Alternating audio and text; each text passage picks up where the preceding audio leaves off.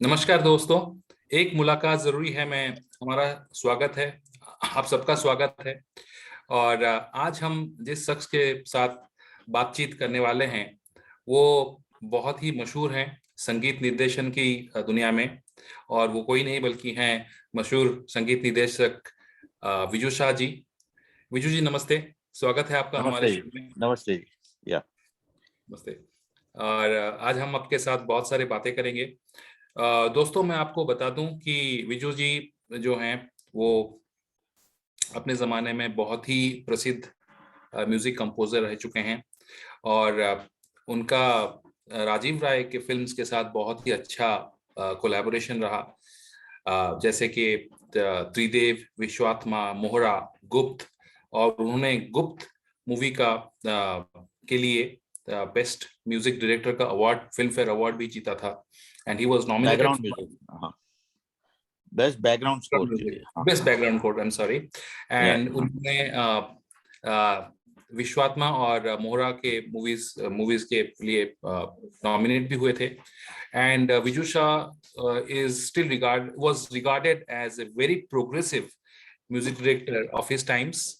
And उनका specially जो synthesizer, synth sound and electronic music को लेके उनका बहुत ही अच्छा नॉलेज था। And he employed that, he created a wave of or a rage in music world, in the world of music during those times of 90s. तो हम विजू जी से के साथ आज ये बात करने में हमें बहुत खुदकिस्मत महसूस हो रही है। और बहुत बहुत शुक्रिया विजू जी हमारे साथ आज थैंक इस यू। विषय में या ज्वाइन करने के लिए। तो सबसे पहले हम विजू जी से जानना ये चाहेंगे कि आपका जो म्यूजिक का सफर है वो त्रिदेव से स्टार्ट हुआ हिंदी सिनेमा जगत में। तो हम्म। थोड़ा बताएंगे कैसे एक्चुअली स्टार्ट हुआ।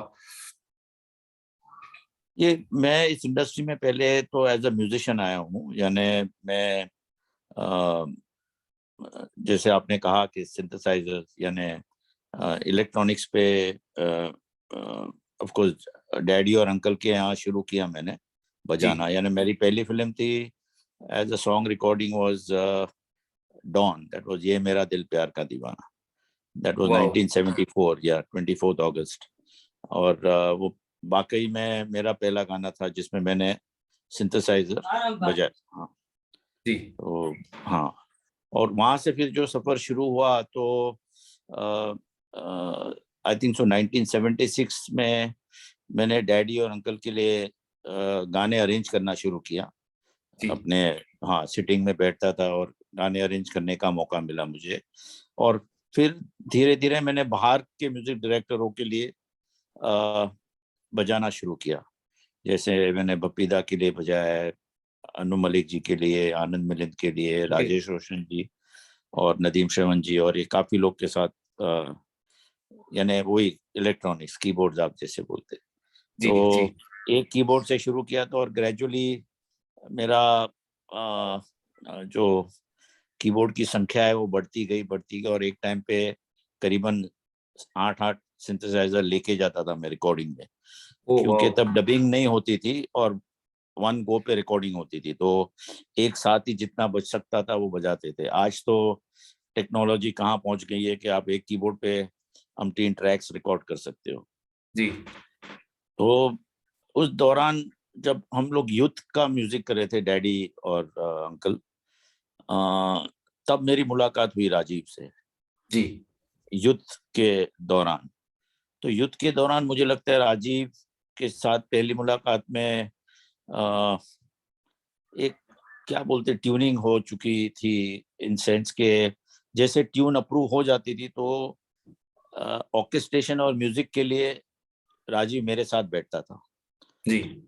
हाँ, यानी हम लोग रात भर बैठते थे और डिसाइड करते थे कि इस गाने का रिदम क्या होगा, या क्योंकि राजीव वैसे भी पहले से ही इलेक्ट्रॉनिक्स का बहुत शौकीन रहा है। जी। तो उसको कीबोर्ड्स के साथ ये साउंड रहेगा, ये साउंड रहेगा, ये रिदम रहेगा, ये है। तो काफी हमारी एक्सपेरिमेंटेशन उसी युद्ध से ही शुरू हो गई थी। और लास्ट गाना जो था उस पिक्चर का, डंके पे चोट पड़ी, डंके पे चोट, हाँ। वो, हाँ, वो सारा पूरा गाना ही यानी मैंने कंपोज किया था और डैडी को सुना के अप्रूव करवा के एक जो बोलते हैं ना एक ये पहला कदम था कि जब मैंने और राजीव ने एक गाने पे कंप्लीटली फ्रॉम स्क्रैच काम किया था, यानी right from composition to arrangement to orchestration and all. तो त्रिदेव में उसने जब, हालांकि त्रिदेव डैडी और अंकल ने ही साइन की थी जी। या, बट उसने जब पहले गाने की सिचुएशन आई तब उसने बोला विजू हम लोग गाना बनाते हैं और फिर डैडी को सुनाते हैं जी। और फिर उनकी राय लेते हैं और फिर कुछ चेंजेस होंगे तो करेंगे, लेकिन इस तरह से हम लोग शुरुआत करते त्रिदेव। जी। तो हम गाने बनाते गए, उनको सुनाते गए, ऐसे करके पूरा त्रिदेव का म्यूजिक ऐसे बना। अच्छा। और हाँ, फिर उसके बाद आई थिंक तो जब विश्वात्मा उसने लॉन्च की तो उसने डैडी को कहा कि मैं विजू को लॉन्च करना चाहता हूँ, you know, as a music director. और जी। बस ऐसे ही ये सफर राजीव के साथ शुरू हुआ। बहुत अच्छा, बहुत अच्छा। ये विजू जी हमारे साथ सजीव जी भी जुड़े हुए हैं आज, जो रेडियो प्लेबैक इंडिया के फाउंडर हैं। सजीव जी आप कुछ पूछें। हाँ श्योर, विजू जी तो मेरे आइडल हैं, तो इनसे तो मैं बहुत सवाल पूछना चाहूँगा। विजू जी मैं आपको बताऊं, इवन जब इवन रहमान वगैरह जो एक सेंसेशन बन के आए थे बाद में, उन सबसे भी पहले जो एक इलेक्ट्रॉनिक म्यूजिक और जो एक नया साउंड होता है, एक यूथ साउंड जो होता है, वो इंडस्ट्री में लेकर आने वाले आप थे। जैसे आप अभी गाने बता रहे थे, युद्ध के गाने और उससे पहले डॉन का गाना, तो उन सब में एक स्टैम्प आपकी नजर आती है बाकायदा। विजू शाह का जो म्यूजिक है ना, वो उन गानों में भी क्लियरली सुनाई देता है। तो मैं ये जानना चाह रहा था कि कल्याण जी आनंद जी तो बहुत मेलोडियस काइंड ऑफ म्यूजिक बनाने वाले थे। आपका जिस तरह जब म्यूजिक एकदम डिफरेंट फ्लेवर लेकर आया, तो उसको इनिशियली घर पे अप्रूव मिला उस चीज को, या कैसा रिएक्शन रहा था उनका? और दूसरा मैं ये जानना चाहूंगा कि जैसे आपने बताया कि आपने त्रिदेव का जब म्यूजिक कंपोज करके उनको सुनाया, तो कितने गाने ऐसे थे जिसपे उन्होंने कुछ सजेशन किए या कुछ बिल्कुल अप्रूव हो गए थे? वो थोड़ा सा ये बताइए। एक जैसे गाना बनता था, जैसे त्रिदेव का पहला गाना बना था वो है मैं तेरी मोहब्बत में पागल हो जाऊंगा, वो पहला अच्छा। गाना बना था। हम्म। और वो हमने जब डैडी को सुनाया तो उन्होंने एक कुछ चेंजेस बताए कि भाई अगर इसको ऐसे किया जाए तो ठीक है, राजीव ने अप्रूव कर दिया, बोला नहीं अच्छा लगता है ये है करके। एंड ओवरऑल कभी कभी होता था डैडी के भाई वो हमेशा बोलते थे कि राजीव तुम खुश हो ना, you are happy with the song. Hello ji. आ रही है या? हाँ या हाँ हाँ जी। जी आवाज आ रही है। तो या he said I am happy with the song. तो डैडी का हमेशा वो ज्यादा इंटरफियर नहीं करते थे, अगर डायरेक्टर साहब खुश होते थे तो बोलते आप ओके आगे बढ़िया। हाँ, ओके। लेकिन मेन जो इन गानों में था ना, वो हम लोग का फोकस ये था कि गाने भले इंडियन हो लेकिन जो प्रेजेंटेशन होगा वो थ्रू इलेक्ट्रॉनिक्स होगा। यानी अगर आप गाने त्रिदेव के देखो तो सारे इंडियन गाने हैं, यस। जी। लेकिन उनको प्रेजेंट किया गया है थ्रू इलेक्ट्रॉनिक्स। यानी अगर ढोलक तबला भी बज रहा है तो इलेक्ट्रॉनिक्स के थ्रू ही बज रहा है, यानी रिदम बॉक्स तब यूज होता था ज्यादा। तो आप तिरछी टोपी वाले देखो या गजर ने किया इशारा देखो या मैं तेरी मोहब्बत में देखो, ये गाने जो थे, लेकिन presentation was through electro. That was his aim, you know, कि भाई मुझे एक नया साउंड चाहिए बस। तो एक जब आपको एक डायरेक्टर मिल जाता है जो एक्सपेरिमेंट करना चाहता है तो जी। हाँ, वो सबसे पहला तो ये है कि director has to be very adaptive to whatever you are going to present. नहीं तो कहीं होता है कि भाई डायरेक्टर ही बोले नहीं नहीं मुझे ये नहीं, मुझे इसमें यही चाहिए, ढोलक तबला ही चाहिए, ये चाहिए, फलाना चाहिए, दिस इज दैट। सर आज की डेट में भी, जैसे अभी रिसेंटली वो गाना आपका था तो चीज बड़ी है मस्त, उसको रिक्रिएट किया गया। आप जिस तरह से आपने उसकी अरेंजमेंट करी है ना, उस तरह को कोई रिक्रिएट कर ही नहीं पाया है। मतलब और सोचे कितने इंस्ट्रूमेंट आपने उसके अंदर डाले हैं, कितने सारे इंडियन परकशंस उसके अंदर डाले हैं। दैट इज अमेजिंग सर, मतलब क्या काम किया आपने। ये पहले रिक्रिएशन के लिए मुझे तो ये लगता है कि why are they choosing songs which are have already been popular. Yes of जी। कोर्स, और इतने बढ़िया बने हुए दे शुड चूज और पिक ऑन सॉन्ग्स जिनको आप नई लाइफ दे सको आज। बिल्कुल जो एग्जैक्टली। पहले अननोटिस हो गए और अच्छे गाने थे लेकिन due to the picture not doing well गाने अननोटिस्ड हो गए। तो आज उनको आप नई लाइफ दे सकते हो, लेकिन अगर आप वही पॉपुलर गाने लेते हो तो कंपैरिजन तो होना ही है। Of course. हम्म और ये पॉपुलर गाने ही लेते हैं क्योंकि उनको भुनाना होता है उसकी पॉपुलैरिटी को, दैट इज ओनली थिंग। नहीं, अभी आप देखिए, इन्होंने सात समुंदर लिया, फिर टिप टिप बरसा तू पानी चीज लिया। बड़ी है मस्त, टिप टिप बरसा पानी, फिर आंख मारे। तो ये सारे गाने नो डाउट कि एक रिक्रिएशन में एक नया जब दिमाग काम करता है तो कुछ नई बातें तो आती ही है, उसमें कोई दो राय नहीं है। क्योंकि आज मुझे अपना गाना रिक्रिएट करना हो तो आज मैं कुछ अलग तरीके से करूंगा। हाँ, क्योंकि ये गाना 25 साल पहले किया गया है, जी। तो आज मैं करूंगा तो उसके साउंड और सब डिफरेंट ही होंगे। लेकिन फिर भी मुझे लगता है कि नहीं, मैं अपना गाना क्या रिक्रिएट करूं, मुझे हमेशा ये लगता है ये। और ये 20 साल पहले राजीव ने भी मुझे बात कही थी कि हम अपने गाने ही रिक्रिएट करते हैं। अच्छा। हाँ, उसने एक दौर आया था 2000 में, उसने मुझे बोला था Viju let's get our songs and recreate them and present them एक एल्बम में from various films, you no.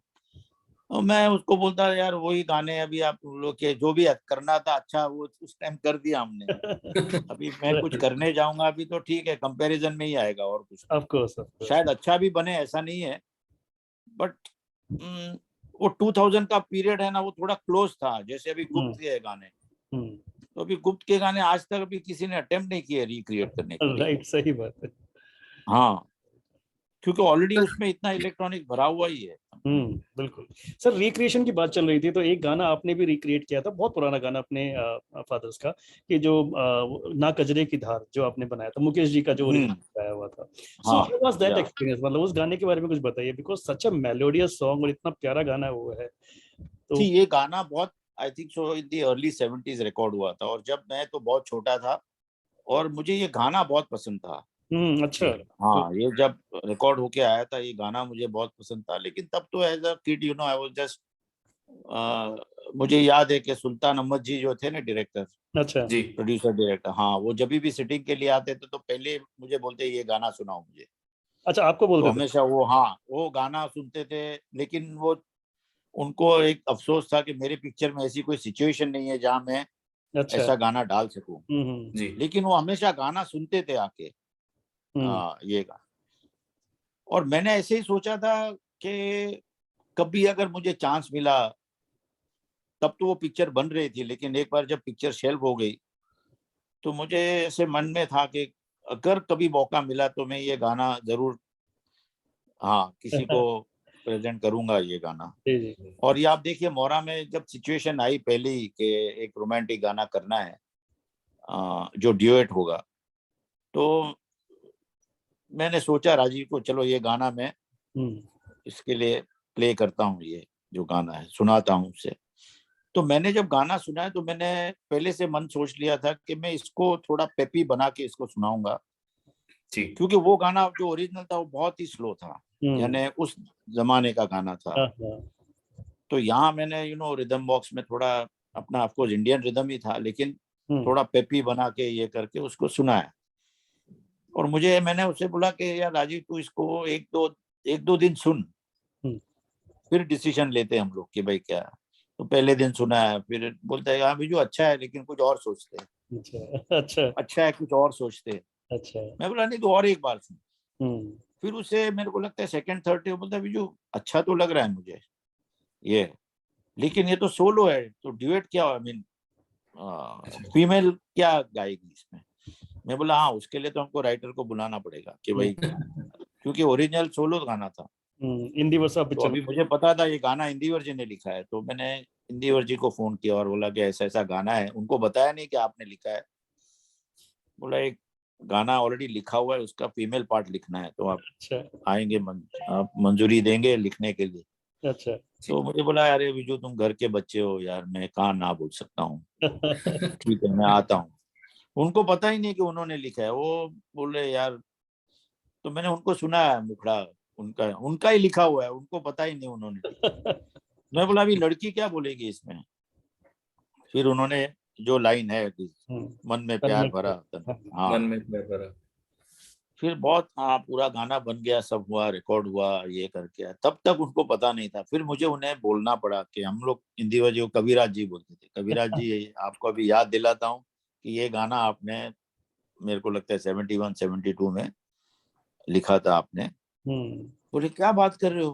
बोला हाँ, उनको याद ही नहीं था। बोले अरे अच्छा। बोला हाँ, लेकिन वो सोलो गाना था, जी तो इसमें हमने ड्यूएट करके ये किया। लेकिन ये गाना जब रिकॉर्ड होके आया था तो सबसे ज्यादा खुश थे गुलशन जी, यानी राजीव के फादर। गुलशन भाई जी, हाँ। वो बहुत खुश थे ये गाना जब रिकॉर्ड होना, उनको बहुत खुशी हुई, बोलते बहुत अच्छा। तो राजीव ने बोला चलो एटलीस्ट डैडी को तो अच्छा लगा ना, अभी मुझे कोई टेंशन नहीं। लेकिन विजू वो जी, गाना वाकई मेरा बहुत बचपन से फेवरेट गाना रहा है। जी और आज भी मुझे पंकज जी मिलते हैं तो बोलते हैं कि भाई मेरे शो में 2 गाने पक्के होते हैं आज भी, एक है चिट्ठी आई है और एक है ना कजरी। कचरे की धार। विजू जी, आपसे एक चीज पूछनी है मुझे। आप और राजीव जी बहुत अच्छे दोस्त रहे हैं, एंड जब वो आपके साथ फिल्म के बारे में डिस्कस करते हैं तो आप उसी के हिसाब से म्यूजिक बनाते हैं, या आप पहले बना देते थे और वो नहीं नहीं, सुना देते थे, उनका फिर वो हमेशा हर इंसर्ट पिक्चर, करते थे? नहीं हर पिक्चर में वो पहले डिसाइड करते हैं कि मुझे किस तरह का म्यूजिक चाहिए। अच्छा। हाँ, इस फिल्म में मैं जो बना रहा हूँ मुझे इस तरह का म्यूजिक मैं सोच रहा हूँ, यानी ये जॉनर में है। तो फिर फिर उस रास्ते पे हम लोग चल पड़ते हैं। पर जी definitely main bend towards electronics, modern. जी, क्योंकि हाँ, उनके हर खाली मूवी मोहरा में में। मुझे मालूम था, मोहरा के टाइम में मैंने कहा था राजीव को इस फिल्म में हम लोग एक एक बुफे डिनर तैयार करते, जिसमें ऐसा भी गाना हो जिसको जो पसंद है वो सुने। जी तो अब मोहरा का म्यूजिक राजीव के फिल्म में सबसे ज्यादा डाइवर्सिफाइड म्यूजिक है, जी क्योंकि उसमें एक ना कजरे की दार भी है, मस्त मस्त भी है, टिप टिप भी है, काश कहीं भी ऐसा होता है, ये ऐसे तरह के गाने हैं सब।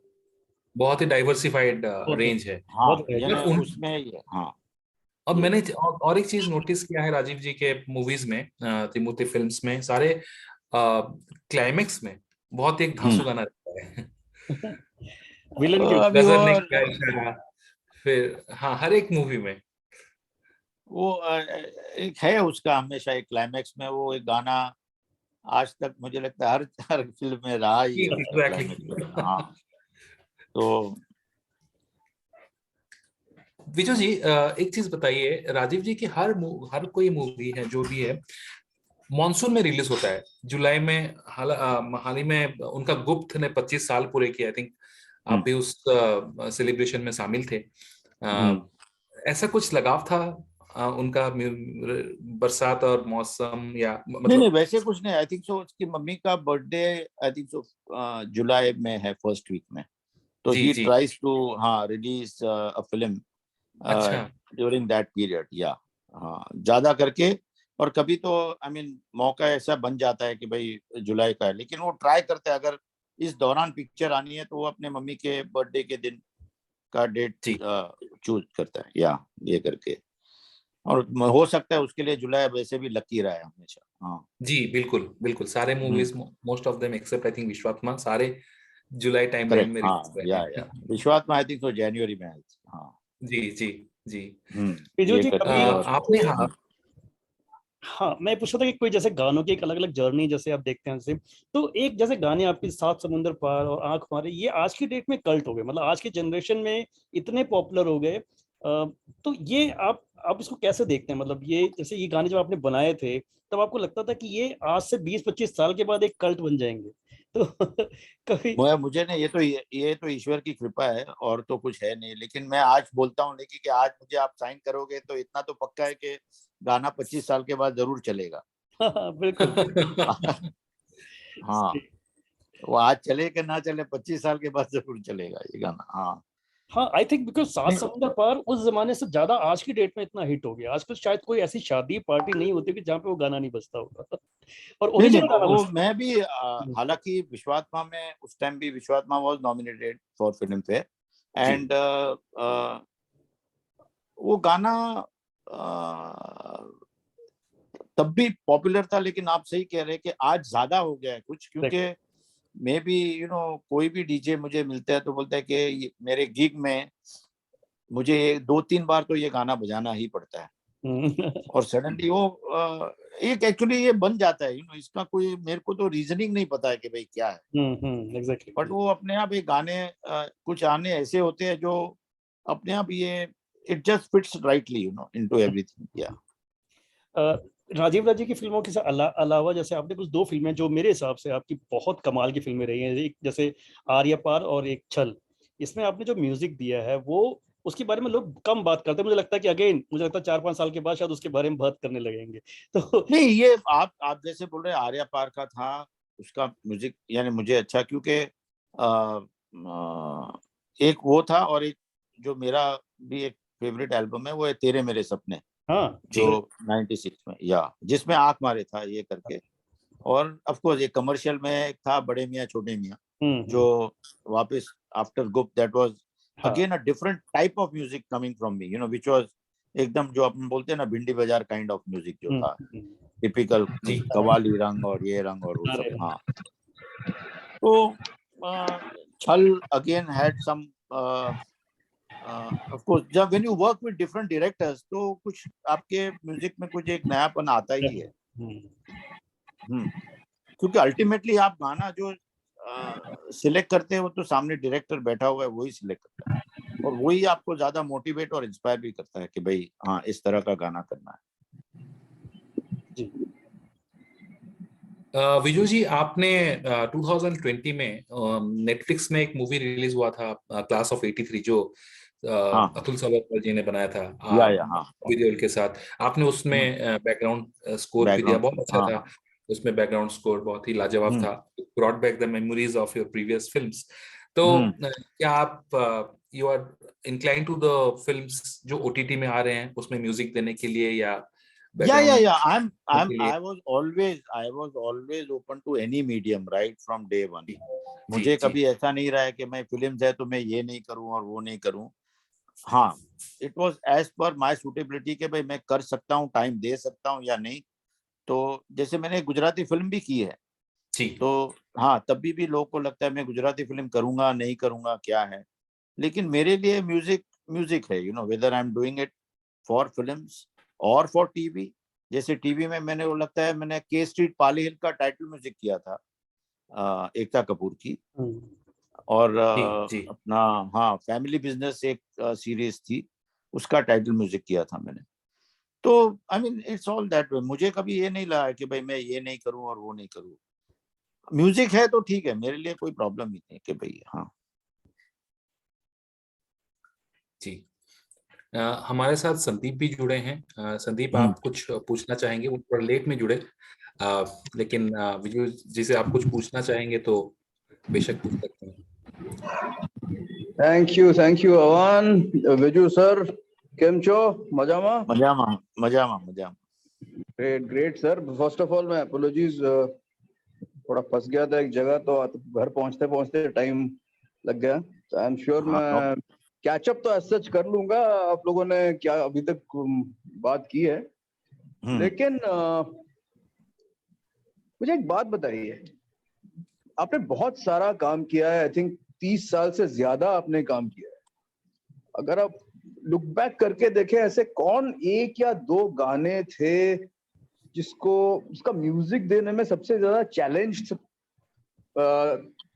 था आपको, और जब आप आज मुड़ के देखते हैं तो ऐसा लगता है कि हाँ वाकई उसमें मजा आया, क्योंकि चैलेंज था इसलिए मजा आया। तो ऐसे कोई भी एक या दो गाने को मूवीज से हो सकता है या मूवीज के बाहर हो सकता है। सी चैलेंज एक्चुअली हर गाने को मैं एक चैलेंज की तरह ही लेता हूँ, क्योंकि गाना कौन सा चलेगा वो तो हमको भी नहीं पता है। तो आप जैसे कोई भी गाना है, सिचुएशन के हिसाब से सिचुएशन आपको ऐसा दिया गया कि आपने पहले सोचा कि अरे ये कर लूंगा, कर पाऊंगा, कैसे करूंगा, ये पहले थॉट्स आए, उसके बाद आपने अपना काम किया, अपना जादू जमाया। वैसे नहीं, मैंने आपको कहा है ना कि भाई मेरे लिए ऐसा ये नहीं है, बट मैं हर गाने को, यानी अगर आप मुझे बोलो कि भाई जनरली रोमांटिक सिचुएशन सबसे इजी होती है, क्योंकि आदमी अपना बैंक ही रोमांटिक गानों का बनाता है। कि आज जी। मेरे को ऐसे कुछ बैंक बनाना है तो मैं रोमांटिक गानों का ही बैंक बनाऊंगा। लेकिन जैसे आप बोल रहे हो कि भाई चैलेंजिंग सिचुएशन में कि भाई ये है, तो वो ज्यादा करके मुझे इसलिए इतना प्रॉब्लम नहीं क्योंकि हम लोग पहले ट्यून बनाते थे और फिर राइटर को लिखना था। जी। कभी जी कभी क्या जी होता है ना सिचुएशन में कि पहले आप बोले नहीं राइटर से लिखवा लो भाई गाना क्या बोलना है ये, फिर हम इसकी ट्यून सोचेंगे। लेकिन कई डायरेक्टर जिनके साथ मैंने काम किया है तो पहले ये हुआ है कि भाई वो मोर कंफर्टेबल थे विद द ट्यून फर्स्ट, कि भाई मुझे ट्यून पहले समझ में आवे कि हाँ ये ट्यून है और फिर हम लोग करेंगे। जैसे अभी मैं आपको एग्जांपल दे रहा हूँ, टिप टिप बरसा पानी। अभी आप बोल रहे हो ना कि भाई ये, तो जब हम बख्शी साहब के पास गए, मैंने बख्शी साहब को ये ट्यून सुनाई, तो मैंने तो कुछ डबी वर्ड लिखे थे, लेकिन जब उनको 2-3 बार उन्होंने लिख भी लिया, वो डमी वर्ड लिखते गए, तो मुझे बोले यार विजू तुम बहुत लंबी ट्यूनें बनाते हो। हाँ बोलता है ये देखो 1 टुकड़ा 2 टुकड़ा 3 टुकड़ा 4 टुकड़ा 8 टुकड़े की ट्यून है, 8 बैर यानी जो बोलते हैं ना हाँ, छोटी बैर की ट्यून बनाओ तो लोग को क्या पकड़ में आ जाएगा गाना। ये चली जा रहा है चले जा रहा है चले जा रहा है चले जा रहा है चले जा रहा है। तो अभी मैं भी बोला यार राजीव ने ये ट्यून ओके की है, अभी मैं उनको बोलूं, मैं बोला बख्शी साहब और एक बार आप सुनिए क्या। नहीं नहीं मैं अभी सुन, मेरे को पता है कि ये है जैसे। तो फिर मुझे भी ऐसा लगा, मैं बोला एक काम करें बख्शी जी, राजीव कहीं बाहर गया था नसीर साहब से मिलने, तो मैंने बख्शी साहब को कहा कि बख्शी साहब आप इस ट्यून को भूल जाइए, आप मुझे मुखड़ा दीजिए, हम उल्टा काम करते चलिए इस टाइम आप मुखड़ा दीजिए, मैं ट्यून बनाता हूँ इसके ऊपर। अभी प्रॉब्लम क्या हो जाता है कि जब मुखड़ा आपको लिखना है तो ये पहले डायरेक्टर को ओके करना है ना कि ये मुखड़ा है। अभी वो नहीं ओके करेगा तो वापस वही खिचड़ी बनती रहेगी, ये वो तो ओनस उनके ऊपर आ गया ओके करने का कि भाई। तो उन्होंने वापस बोला नहीं नहीं अच्छा नहीं अच्छा विजू वापस ट्यून सुनाओ मेरे को। तो मैंने बख्शी साहब को बोला बख्शी साहब आप बोल रहे लंबी ट्यून है मैं समझता हूँ, लेकिन हम लोग 3-4 दिन बैठे थे तब जाके राजीव ने ये ट्यून ओके की है। क्योंकि अगर उसको छोटी ट्यून सुनाता हूँ मुझे बोलता है ये तो बहुत छोटी है, इसको थोड़ा और चाहिए थोड़ा और चाहिए थोड़ा और चाहिए, बस वो ऐसे ऐसे बोल थोड़ा और होना चाहिए, फिर जाके उसको समझ में आती है। तो अभी हम लोग ने एक चीज को ओके करके फिर हम लोग आपके पास आए हैं कि भाई ये रेडी है, अभी आपको इस पे लिखना है। अच्छा अच्छा अच्छा ठीक है सुनाओ मेरे को। फिर उनको एक लाइन आई माइंड में, बोले मुझे बोला ये लाइन गा के देखो, टिप टिप बरसा पानी। तो मैंने गाया तो मुझे बोला फिट है, बोला अच्छा है। अभी टिप टिप पर थोड़ा खोल के, नॉट टिप टिप नहीं, टिप टिप ऐसे करके गाना। तो मैं बोला हाँ, आप बिलीव नहीं करोगे कि एक लाइन उनको आई ना, दूसरे 15 मिनट में पूरा गाना कंप्लीट हो गया। बख्शी साहब।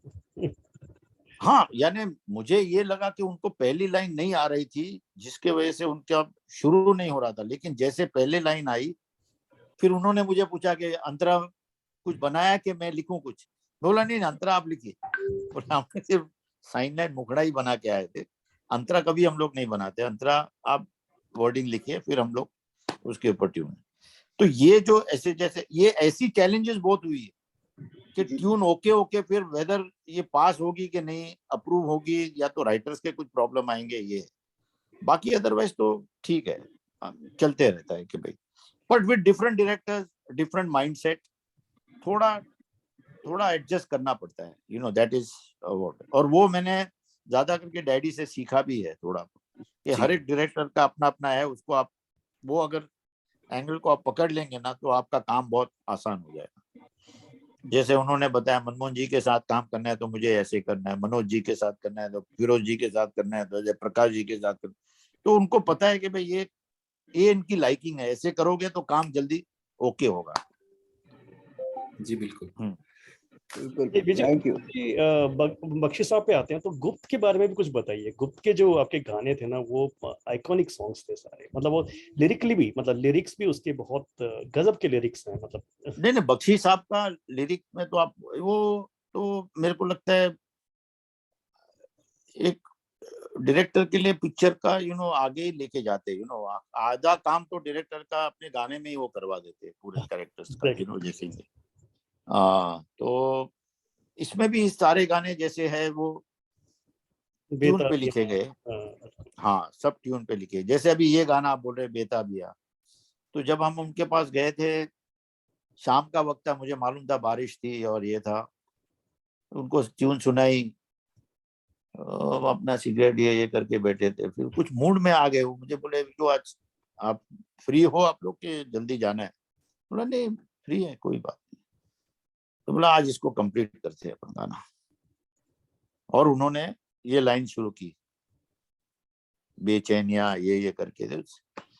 अभी मुश्किल बड़ा है प्यार, वो डमी वर्ड में था ही गाने में। जब मैंने उनको मुखड़ा दिखवाया था ना, तो जो डमी वर्ड में एंड में मैंने ऐसे ही गा लिया था, मुश्किल बड़ा है ये प्यार ये करके। तो उन्होंने वो लाइन को पकड़ के पूरा उसका जस्टिफिकेशन दिया है कि लव इज वो, जैसे बेचैन भी है, फलाना भी है, गहराइयां भी है, ये भी है, वो भी है, इस इज मुश्किल बड़ा ये प्यार है बस। फिर उनके माइंड में शायद और कुछ बहुत सारे वर्ड्स आते हैं, तो उन्होंने बोला यार एक काम करते, अंतरा नहीं रखते, यही चलाते थे, मुखड़ा ही चलने दे। अच्छा, म्यूजिक आएगा फिर वापस मुखड़ा, तब मैं कुछ और लिखूंगा उसके बारे में। तो ऐसे करके ये गाना वैसे कंप्लीट, और एक ही दिन में एक ही सिटिंग में कंप्लीट हो गया था ये गाना। गजब गजब, कमाल का गाना। लेकिन ये गाना भी जैसे मैंने आपको बोलूं ना कि वो रिदम पे गाना बना है। राजीव को इसका रिदम बहुत पसंद था। मुझे बोलता है यार विजू, मैंने उसको एक रिदम सुना है, मुझे बोलता है यार इसके ऊपर गाना करते कुछ। हाँ, मैंने बोला अच्छा, बोला हाँ ये यार ये बहुत मुझे अच्छा लग रहा है रिदम, टुप टुप टुप, बोला इस पे गाना करते हैं। हाँ, तो हमने रिदम को ओके करके उसके ऊपर गाना बनाया था। तो लेकिन गुप्त के इसमें ना जो डेफिनेटली जो साउंड है उसमें, I mean all credit more goes to Rajiv for his picturisation. गाने की जो पिक्चराइजेशन थी ना, वो हमेशा एक गाने को, मुझे तो जब मैं मद्रास गया था देखने के लिए गाने, तो देख के मैं बोला यार राजीव तूने तो ये गाने को और कोई लेवल पे लेके गए, दिस इज देयर। जैसे आप बेचैनिया की भी सेट देखो, या दुनिया हसीनों का मेला, या मेरे ख्वाबों में तू, और लास्ट का गाना, उसके पूरे गानों में ग्रेंजर पूरा बहुत भरा हुआ था, बहुत बड़ा पूरे इसमें। तो राजीव जी हमारे पास सिर्फ 5 मिनट बचे हैं, हम एक क्विक फायर हाँ। खेल लेते हैं। एवान कुछ फटाफट हम जो आप पूछेंगे, आप जल्दी से जो आपके माइंड में आता है ना, बिल्कुल आप इमीडिएटली बोल दीजिएगा, ठीक है? अच्छा ठीक है। राजीव राय की फिल्मों में से सबसे आपका फेवरेट एक गाना बताइए, सिर्फ एक गाना। मुझे पता बड़ा डिफिकल्ट है, बट जो झट से दिमाग में आता हो। ऐसे आप अगर आप मेरे को, मेरा फेवरेट है तो सुबह से लेकर शाम। Thank you. फिल्म एवान कुछ सवाल जल्दी से शूट अप करो। सर सबसे बड़ा आप क्रिटिक आपके लिए, आपका सबसे बड़ा क्रिटिक कौन है? मेरा सबसे बड़ा क्रिटिक तो ऑडियंस ही है। अच्छा, आउट ऑफ इतने सारे सिंगर्स के साथ आपने काम किया, कुछ बड़े यूनिक सिंगर्स भी थे, जैसे जो बाकी लोग यूज नहीं करते थे उनको आप यूज करते थे, तो ऐसा कोई एक खास सिंगर जो आपकी बहुत फेवरेट है? सॉरी, सिंगर्स, जितने भी सिंगर्स के साथ आपने काम किया, सबसे ज्यादा आपकी फेवरेट, पर्सनल फेवरेट सिंगर जिसको आप हमेशा गवाना चाहते नहीं, मेरे ऑनेस्टली मेरा कोई सभी अच्छे सिंगर है, यानी ये मैं, आप मेरे को ये करेंगे बहुत डिफिकल्ट बनता है, क्योंकि हर एक का अपना स्टाइल है और सबने अच्छा काम किया मेरे साथ, यानी हाँ या ओके।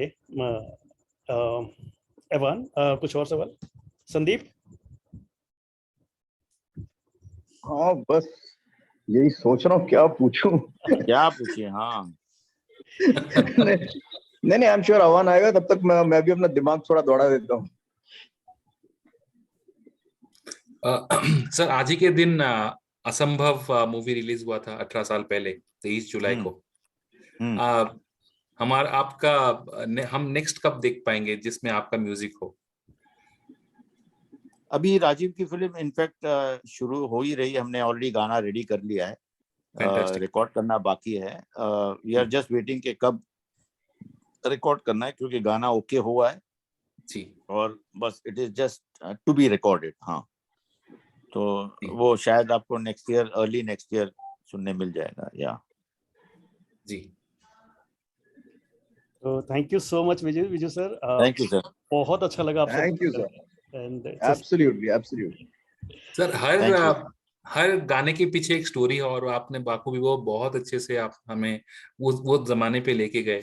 बिल्कुल। नहीं स्टोरीज तो बहुत है। आई मीन एक एक गाना आप पकड़ेंगे ना तो बहुत सारी स्टोरीज है लिंक, यानी सर आप ये तो है, अपना but उसके ऑटोबायोग्राफी लिए लिख बहुत डालिए, समय चाहिए। हाँ हाँ बिल्कुल, शायद आपको आपको लिखनी अपना चाहिए विजू जी, ऑटोबायोग्राफी लिख लेना क्योंकि चाहिए, आपका पूरी हर कहानी गाना ना बोल। अपने आप में जेम है, तो मुझे लगता है कि हर गाने के पीछे लोग जानना चाहेंगे कि क्या कहानी है।